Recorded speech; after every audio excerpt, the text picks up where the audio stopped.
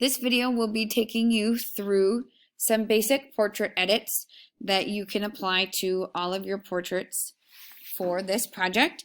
We're going to be taking a look at how to use our brush tool over here and selectively edit only certain areas of our subject, like the eyes, the mouth, and how to soften and enhance the skin. So the first thing I am going to do is some basic camera raw edits to my picture. This is what everyone should do before you start this. So taking a look at just a few things like exposure. I always like to lift my shadows. So just a few little adjustments that I like to make.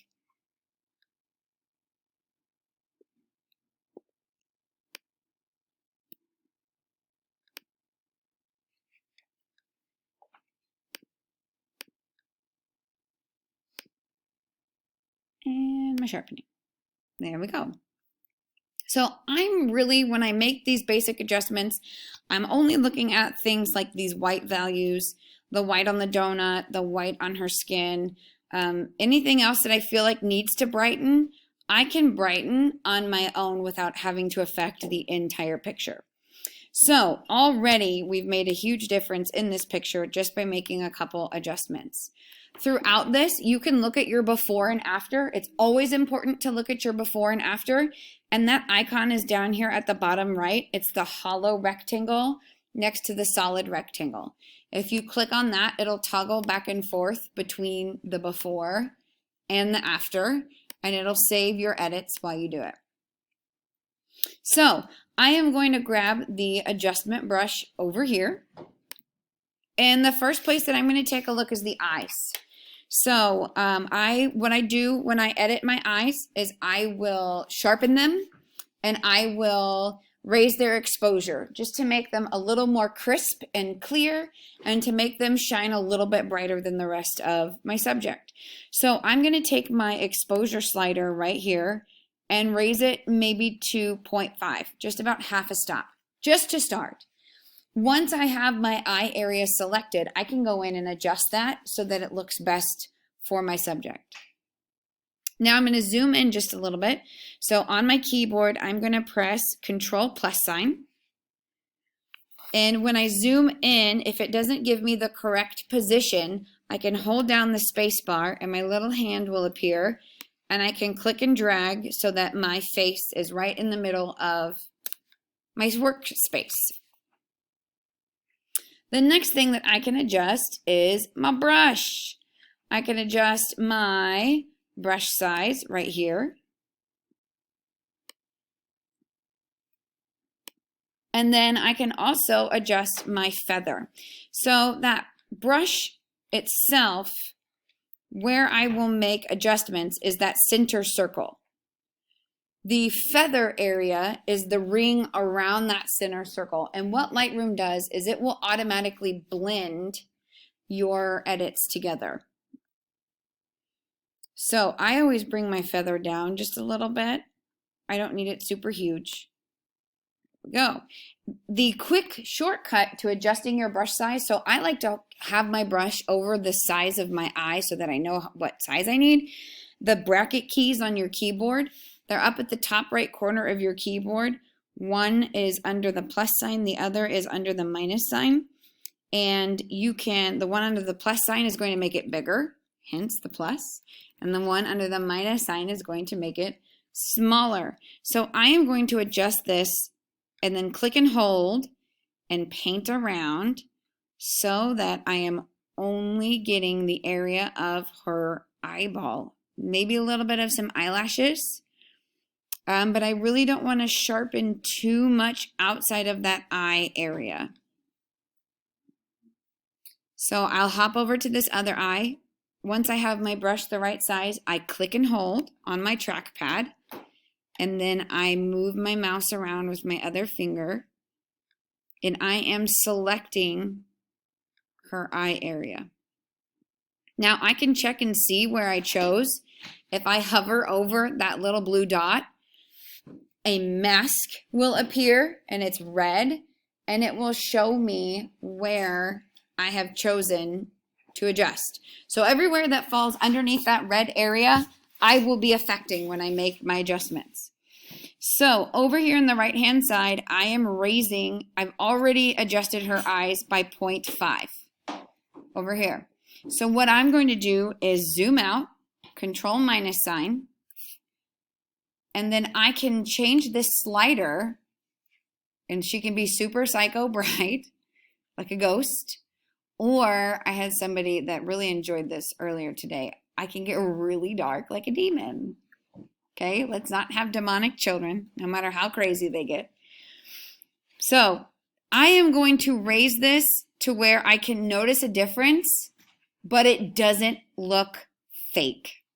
You don't ever want this to look fake or the quote-unquote photoshopped. You just have to find a happy medium, and it's going to be different for each picture because each picture will be exposed differently. Now what I want to do is I'm going to scroll down into my sharpness slider, and I'm going to increase my sharpness, and that's just really going to make her iris and her pupils pop. And eyelashes. If I was able to catch any of her eyelashes, it'll crisp those up as well. It really just adds that extra punch of detail to where it really makes her eyes pop out. Not literally, but stand out. Okay, now I like that adjustment. I'm done with that part. So what I'm going to do is hit enter on my keyboard and lock it in.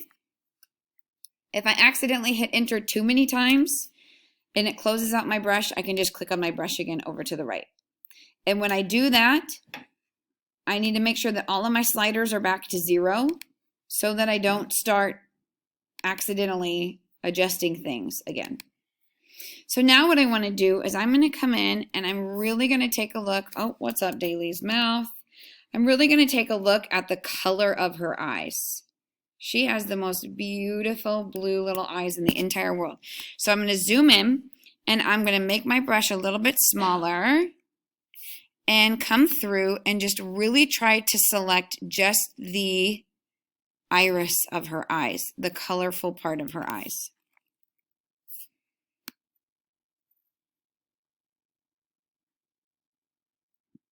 For somebody who has cool blue eyes, you might take a look at the temperature slider and sliding over to the cool side. For somebody who might have hazel or brown eyes, you could look at warming them up. All right, so I have selected just her irises. Now what I'm going to do over here, like I talked about, I could use my temperature slider and I could slide it all the way down and she gets like contact eyes. They look fake. But I may slide it just a little bit over to the blue, the cooler. And then I'm going to come down and find my saturation and just give her a little bit of extra saturation in that color. So I made that color a little bit cooler, and now I'm just making it a little more saturated. Hit enter twice so that I can look back and see what it looks like. There we go. So already, look at how much more her eyes pop out of that. It's pretty great. The next thing I want to take a look at is softening skin. So I'm going to grab my brush again, make sure all of my sliders are set back to 0. I can double click on those little dots and they hop right back to the center.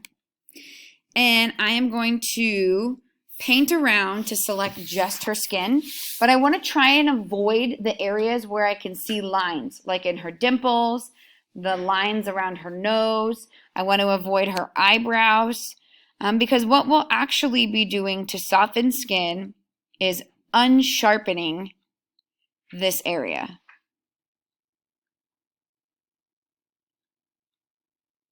I want to avoid her mouth. I want just her skin. And now down here in the detail section, I can take the sharpness down. If you take it down too far, she just looks really creamy and weird. So you want to take it down just a little bit. And it softens things up.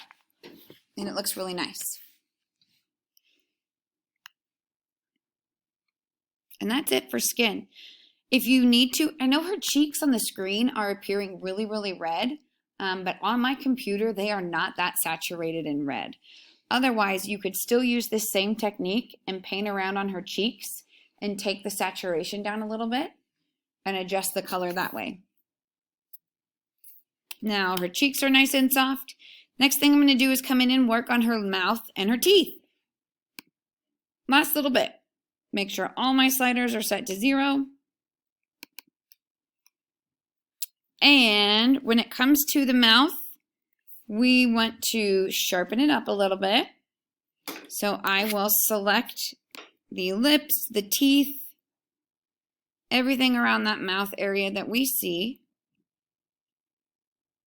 And I don't sharpen it a lot, but just a little bit just to make it pop. I prefer to use sharpness over clarity because clarity tends to make your picture very pixelated and grainy. So there, just a tiny bit of sharpness. Now I'm going to grab a new adjustment brush and I'm going to be playing with saturation now. So teeth naturally are yellow. It's okay. And so what I like to do is I will make my brush very, very small and I'll go along. Oh no. Did I just reset all of my editing? I think I did. Oh well. And I am going to select her teeth. And I don't have to keep holding it down. When I hop from tooth to tooth, because she's got a little gap right there, I can let go and then put my cursor back down on a different tooth. Then I can come over to saturation and desaturate her teeth. And they look really, really white. You don't want to go too far. Notice the difference. Just a little bit, just to brighten them up. Then I hit return, grab my last adjustment brush, and the last thing that I like to do is come through and choose or select the lips and just add a little saturation to the lips. Not a lot, but just a little bit, just to give them some color.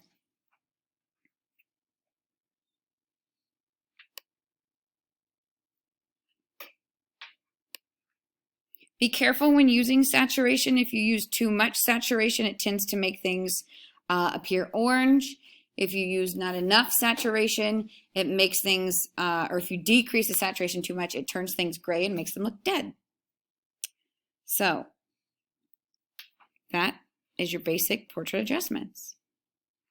And in the end, we have, oops, there we go, a product that looks like that. Nice and bright and crisp and clear. That was the before, and here's the after.